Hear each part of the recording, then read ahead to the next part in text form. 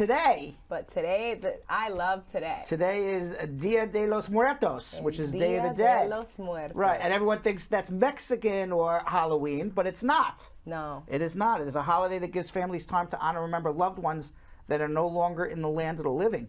It originated in Mexico, but is celebrated throughout all of Latin America as well as parts of Asia like the Philippines. And of course, it's also known for dazzling displays of color and decorated skulls. But it goes back, the holiday goes back to the Aztecs in Mexico.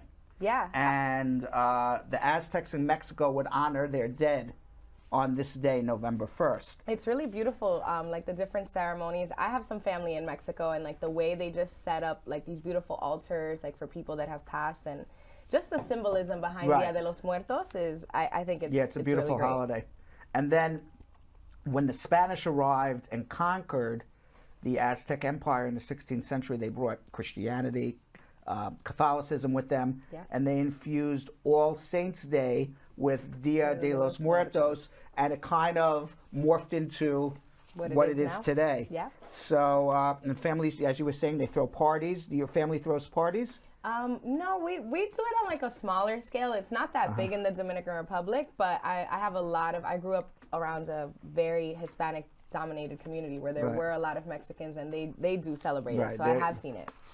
What's up, Brad Squad? It's your boy Jonathan Elias, today in Lower East Side Bowery section of Manhattan for the Dia de los Muertos, or Day of the Dead celebration. I'm here with Juan Carlos Aguirre, the executive director of Mano a Mano, Mexican Culture Without Borders. Day of the Dead is really a day of remembrance. So it's the day when you get together with your family at home and you remember the family members who passed away. You would find an ofrenda or an altar like the one behind us, and there we place pictures of the loved ones who passed away and items. What is Mano a Mano?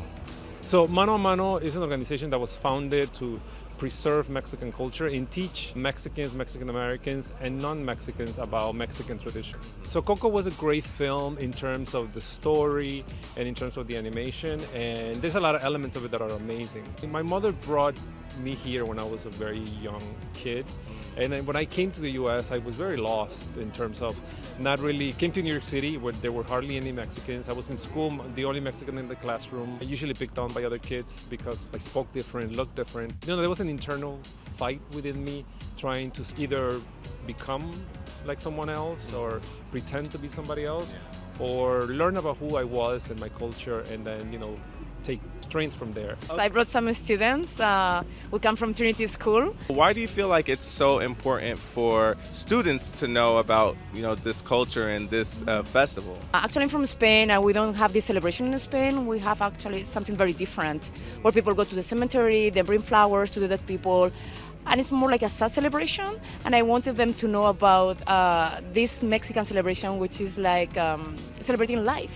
And it's like a festival, like a party. What I learned is that different cultures treat death in many different ways, and I find that really interesting because in America, we focus kind of like, it's a very gloomy atmosphere, but like seeing Dia de los Muertos here and just seeing how it's more of a celebration, it's almost inspiring in a way. It's just a very nice way to look at death. What are you making right now? I see two different type of drinks. So right here we have horchata, which is like a milky drink, sugar, rice, cinnamon, and carnation milk, and it's a milky drink. And then we have Jamaica, which a lot of people know it as hibiscus. So these are the sugar skulls that we have.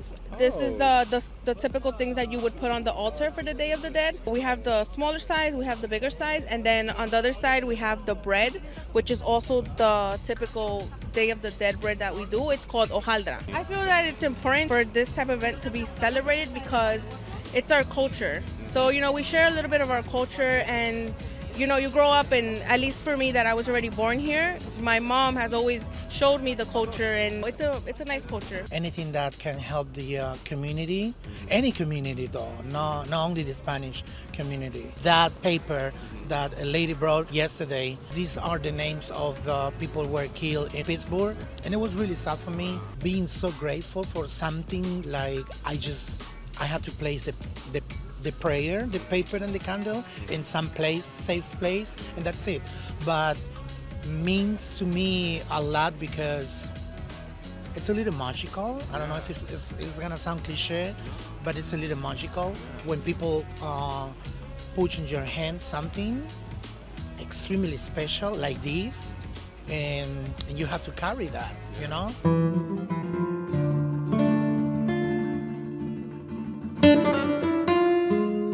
My name is Sherazad Garcia, and I am a visual artist and a professor. My work, in general, is embedded in history and what I call the politics of inclusion. You know, that has allowed me to tackle topics like race, migration, and so on. So right now we are at the Greenwood Cemetery in Brooklyn. It's a wonderful place. This week we are celebrating the Day of the Dead, which is a tradition that is basically from Mexico. But like anything that is a New Yorker or from America, it is a tradition that now belongs to all of us. Why is that? Because in cities like this, you know, we live along so many different communities. So many of those communities, you become part of those traditions as well. So the traditions get transformed and enriched by the fact that you don't have to be Mexican, you don't have to be Latin American to be part of this. In this case, right now, we are dedicating, well, I am dedicating the altar to the coronavirus victims from New York.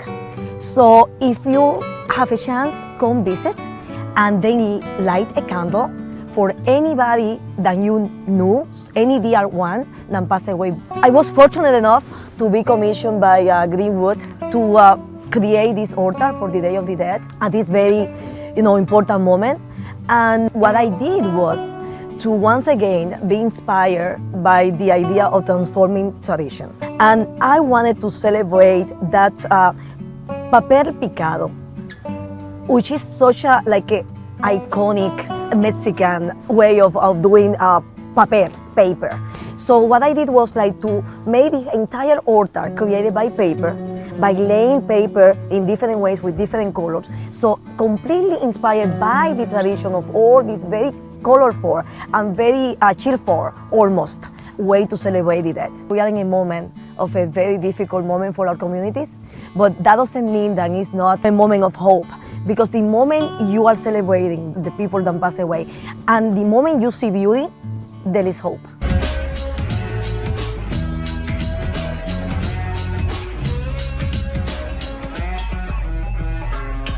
Thanks for watching. For more Brad Show Live, like and subscribe to our YouTube channel.